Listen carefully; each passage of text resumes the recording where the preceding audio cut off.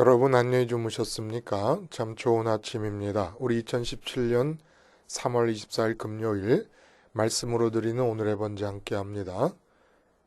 에스라서 10장 말씀으로 같이 하겠습니다.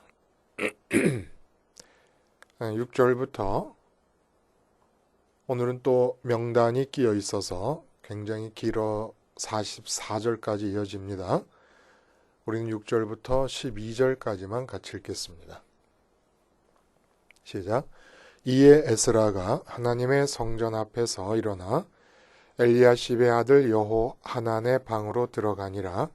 그가 들어가서 사로잡혔던 자들의 죄를 근심하여 음식도 먹지 아니하며 물도 마시지 아니하더니 유다와 예루살렘에 사로잡혔던 자들의 자손들에게 공포하기를 너희는 예루살렘으로 모이라. 누구든지 방백들과 장로들의 훈시를 따라 3일 내에 오지 아니하면 그의 재산을 정몰하고 사로잡혔던 자의 모임에서 쫓아내리라 하매 유다와 베냐민 모든 사람들이 3일 내에 예루살렘에 모이니 때는 9째 달 20일이라.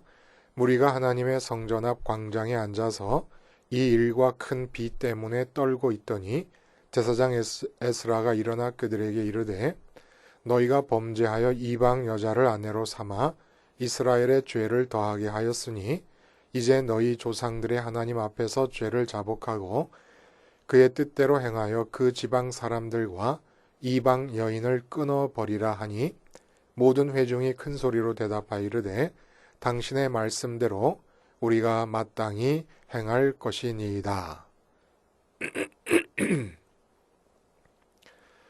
그리고 이제 조사를 하게 됩니다. 누가 이방 여자와 결혼했는가를. 그래서 114명의 이방 여자와 혼인한 사람들을 가려내고 그들이 이방 여자와 그 이방 여자 아내 되었던 이방 여자가 낳은 아이들까지 다 내어 보내는 일을 하게 됩니다. 이런 본문의 내용을 중심으로 해서 먹어도 되는 포장지라고 막 먹나? 라는 제목의 하나님 말씀 증거합니다.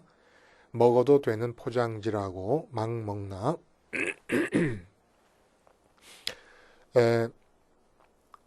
그동안 우리가 먹는 약 중에서는 캡슐이 있잖아요. 그 캡슐은 녹말로 만들어 놓은 껍질이라서 먹게 되면은 뱃속에 들어가서 녹아버립니다.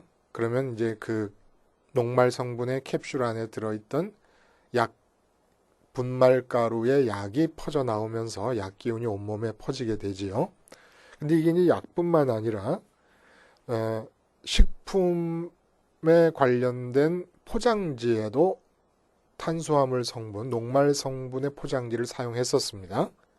근데 이제 이게 구멍이 많이 나고 공기와의 접촉이 굉장히 많이 일어나기 때문에 음식물을 보관하는데 그렇게 탁월하게 유리하진 않습니다.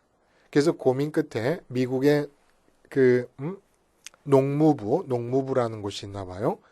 연구원 2명이 우유 속에 있는 단백질을 가지고 이 포장지를 만드는 기술을 개발을 해냈습니다. 그 우유 속 단백질을 카제인이라 그러나 봐요.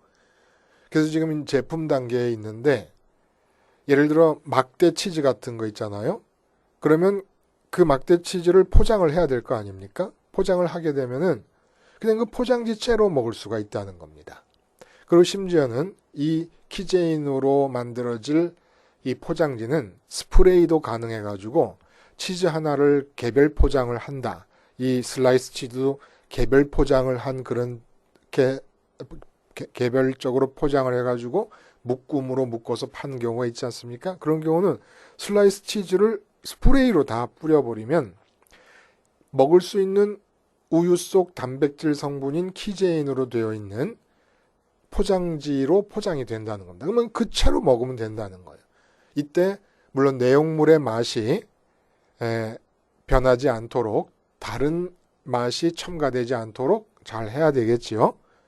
어쨌든 이제 이런 세상이 되었습니다. 이러한 것을 비유로 말씀을 드리자면 우리가 어느 한 사람을 관계를 맺어서 내 삶의 테두리 안으로 그 사람을 들여놓는다 라고 하는 것이 바로 먹을 수 있는 포장지로 된 식품을 먹는 것이나 마찬가지입니다. 근데 우리가 먹을 수 있는 포장지로 포장되어 있다고 그 내용물이 무엇인지 전혀 모른 채로 막 먹을 수는 없는 거 아닙니까? 포장지가 먹을 수 있다 그래서 사람이 사람을 관계할 때 육체를 갖고 있는 그 육체 연관성, 육체 연관성이라는 게 그 사람이 남자냐 여자냐, 그 사람이 나이가 몇이냐, 그 사람이 어느 단체에 속했느냐, 국적이 어디냐, 또 어느 직장에 속했느냐, 성씨가 누구라서 누구의 아들과 딸이고 어떤 부모 밑에 태어나서 어떤 또 자녀들을 낳고 있냐, 이런 것들이 다 육체 연관성 아닙니까? 이 육체 연관성은 사람이 사람을 관계할 수 있게 해주는 것. 다시 말해서 내 삶의 영역이 다른 사람을 담을 수 있게 해주는 포장지와도 같은 겁니다. 육체가 없는 귀신과는, 육체가 없는 홀령과는 관계를 맺을 수도 없어요. 그렇죠? 그것들이 나를 지배할 수 있을지 몰라도 내 마음에 들어와서, 그런 의미에서 육체가 없는 존재와 우리가 관계를 맺는다는 게 쉽지가 않습니다. 사람과의 관계는 그래서 육체 연관성으로 포장되어 있기 때문에 그 사람을 내 삶에 담을 수가 있다. 이렇게 얘기할 수가 있다는 거예요. 그래서 영이신 하나님께서도 계속해서 당신이 계신 증거를 보여주는 거 아닙니까? 구약에서는 율법을 주시면서 내가 이렇게 너희처럼 말할 수 있고 생각할 수 있는 인격자로서 하늘에 존재한다 라는 증거를 제시해 주십니다.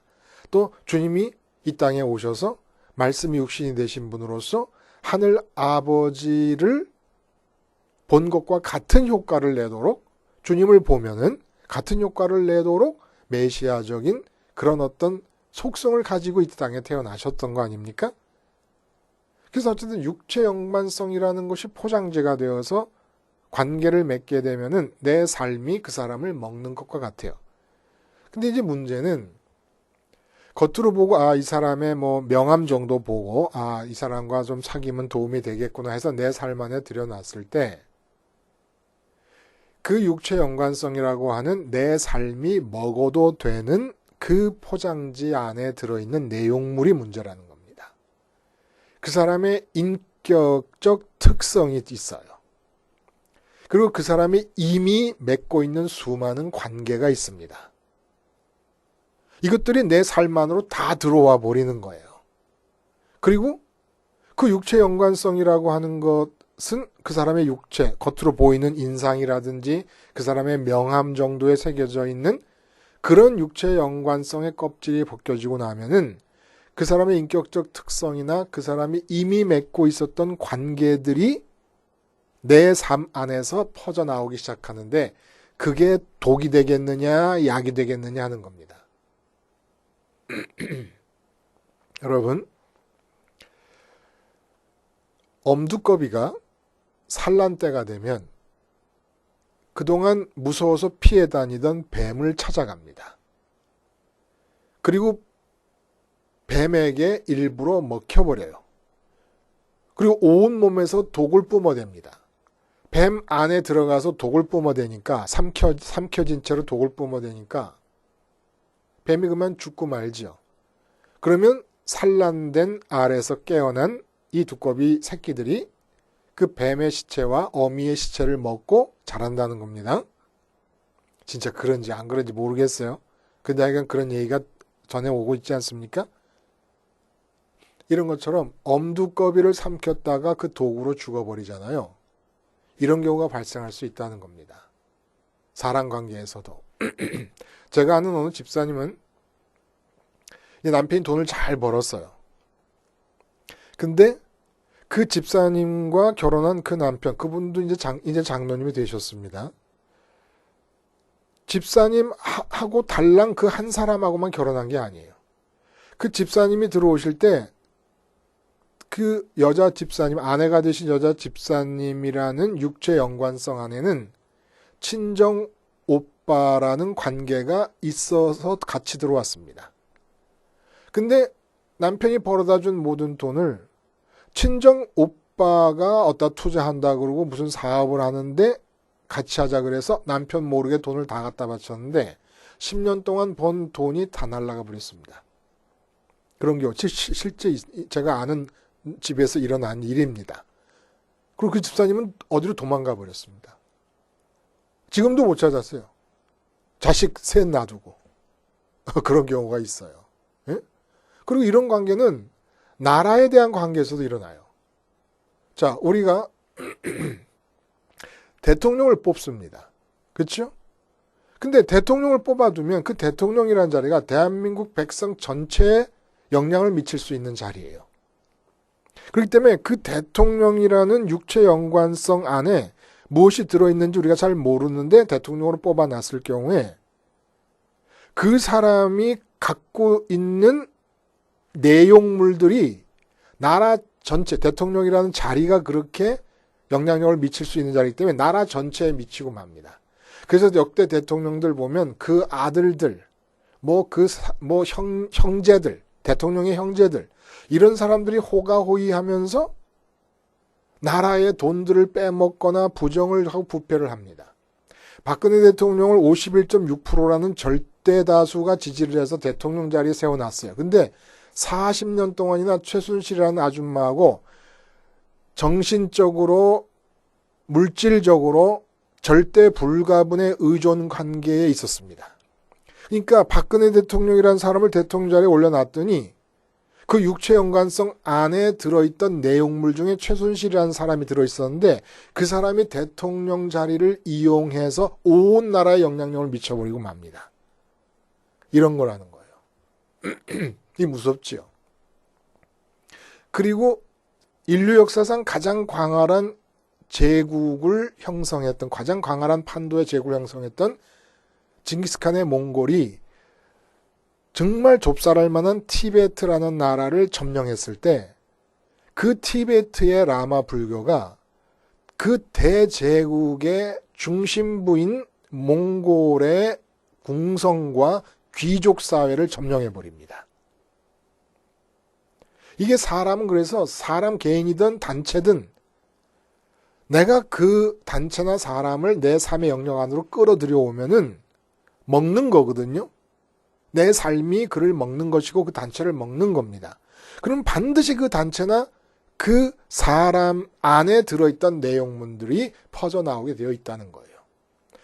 오늘 내용을 보면 어떻게 사람이 이럴 수가 있겠나 싶어요.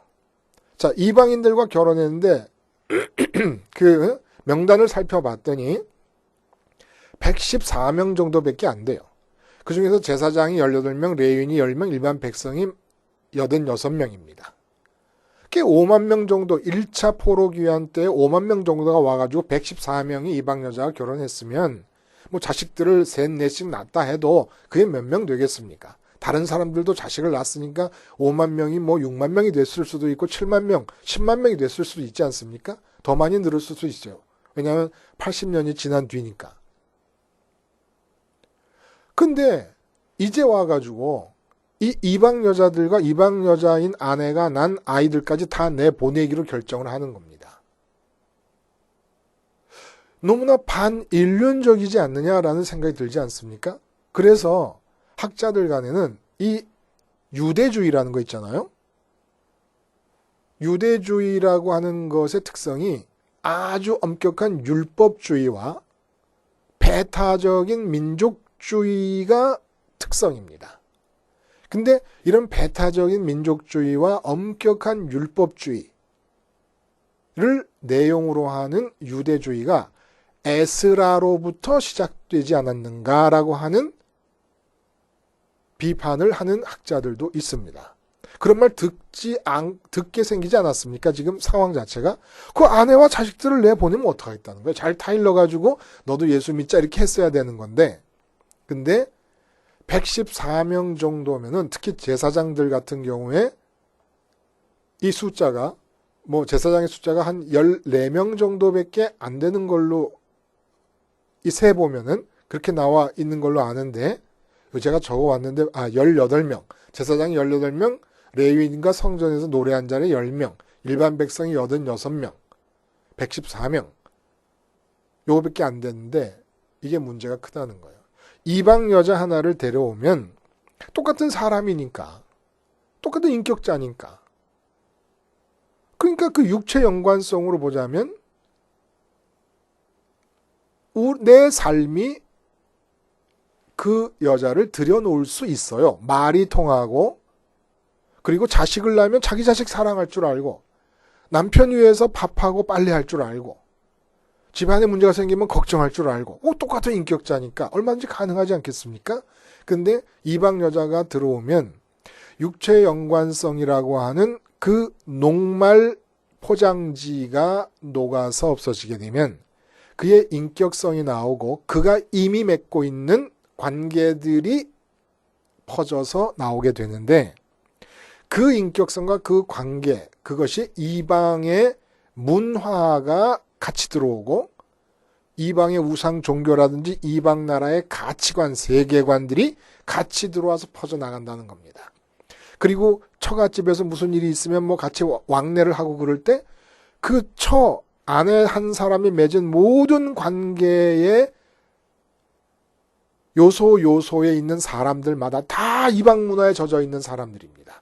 그럼 그 사람들, 만약에 처남하고 관계라면 처남의 육체 연관성이 녹아내리면 그 처남 속에 있는 또 내용물들이 또 내 삶 안으로 퍼져나옵니다.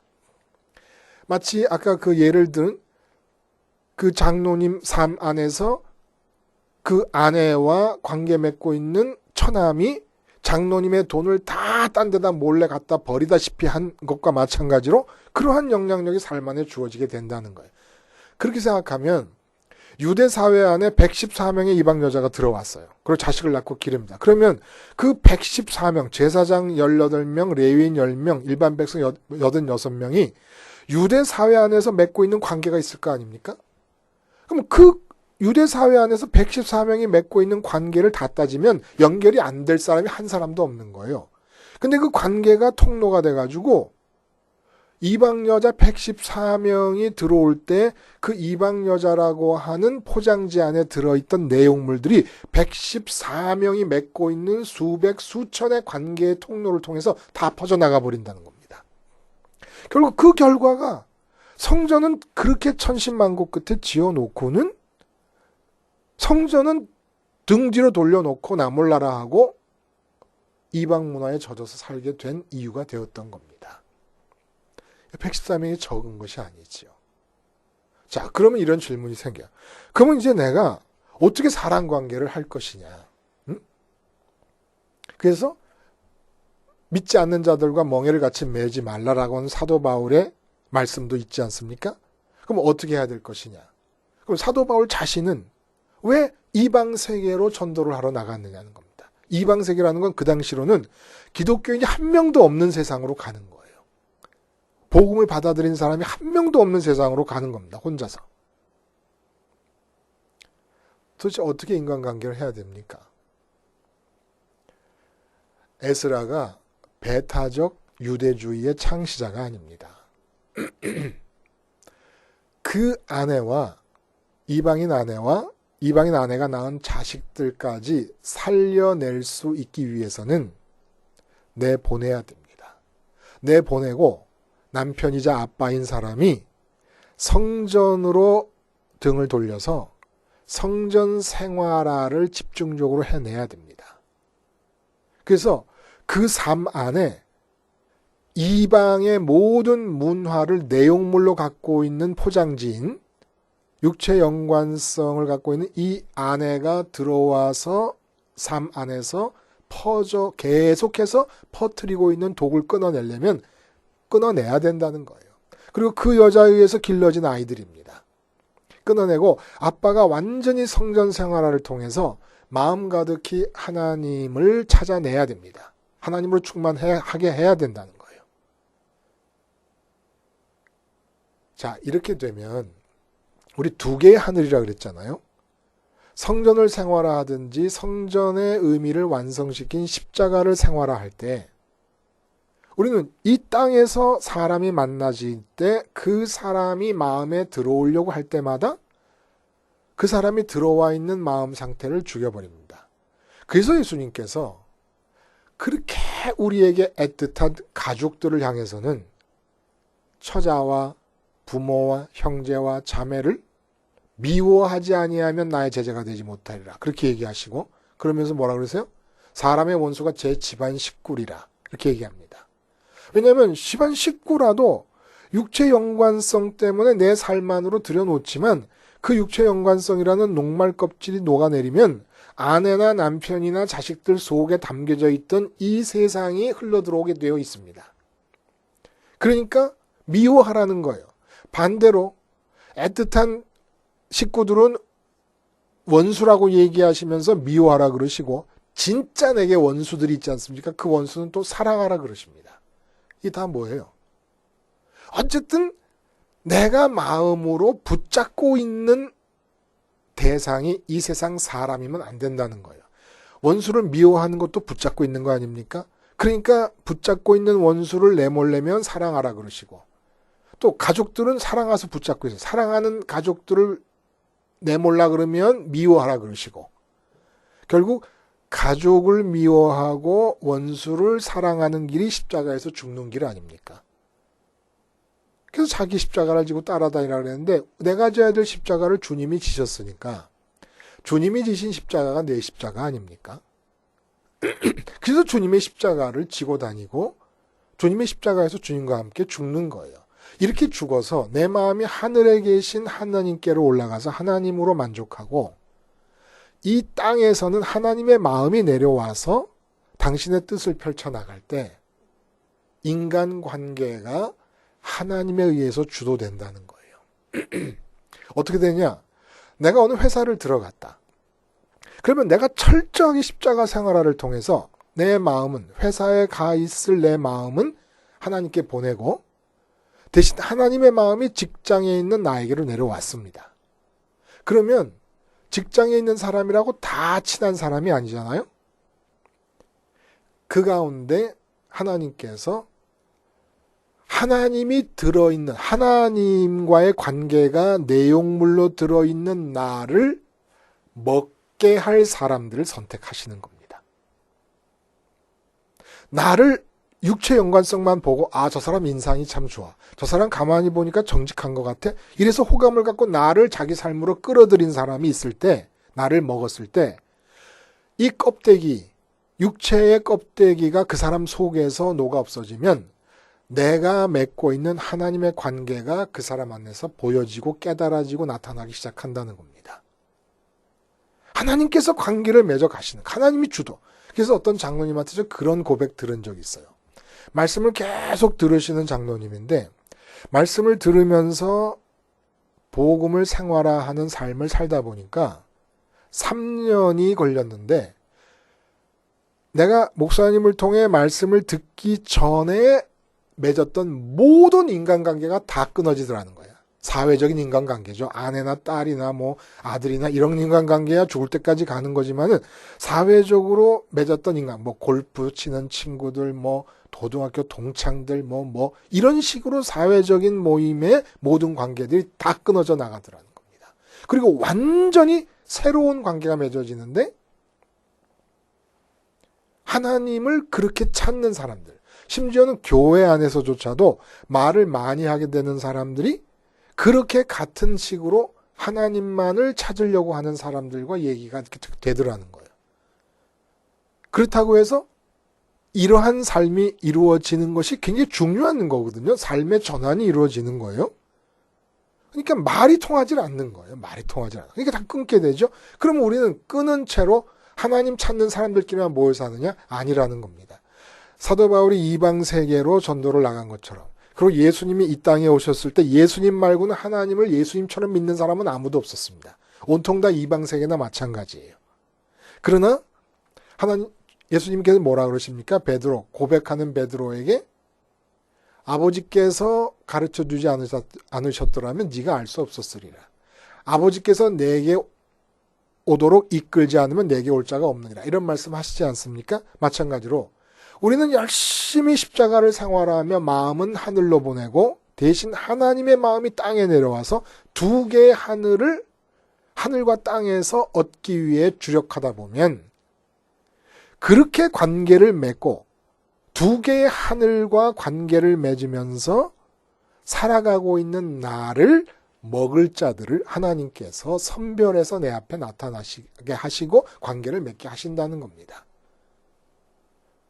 그래서 예루살렘 교회가 핍박받아가지고 다 뿔뿔이 흩어져서 안디옥까지 갔을 때 사람들이 그 예수님 복음을 받아들인 십자가 복음 받아들인 자들을 그리스도인이라고 부르기 시작했다는 말이 나오지 않습니까? 이방 세계로 나간 거예요. 그러나 이 두 개의 하늘, 땅으로 내려온 하늘을 내 마음이 하늘로 올라가서 가져야 될 그 하늘, 두 개의 하늘을 얻는 일이 중단되어 버릴 경우에는 무조건 끊고 집중하는 게 좋다는 거예요.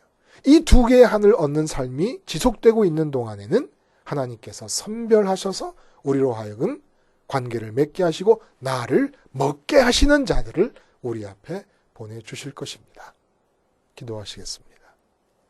하나님 아버지, 십자가 생활화가 날로 공고해져서 하나님께서 나를 많은 사람의 삶이 먹는 먹잇감으로 삼게 하여 주시옵소서. 예수님의 이름으로 기도하옵나이다. 아멘.